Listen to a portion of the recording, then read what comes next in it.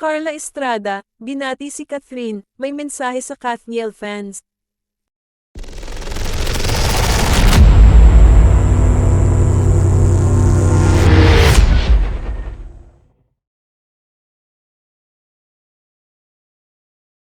Nagbigay ng mensahe si TV host actress Carla Estrada para sa fans ng kanyang anak na si Daniel Padilla at ex-jowa nitong si Cathryn Bernardo. Sa Instagram story ni Carla nitong Biyernes ika-15 ng Disyembre, makikita ang litrato ni Cathryn at Daniel na kuha mula sa katatapos lang na Asia Artist Award 2023 na ginanap sa Philippine Arena sa Bulacan nitong Huwebes ika-14 ng Disyembre. Ginawaran sina Cathryn at Daniel ng AAA Fabulous Award sa nasabing event. Congratulations, Kathniel! Thank you to all the supporters of Cathryn and Daniel, saad ni Carla.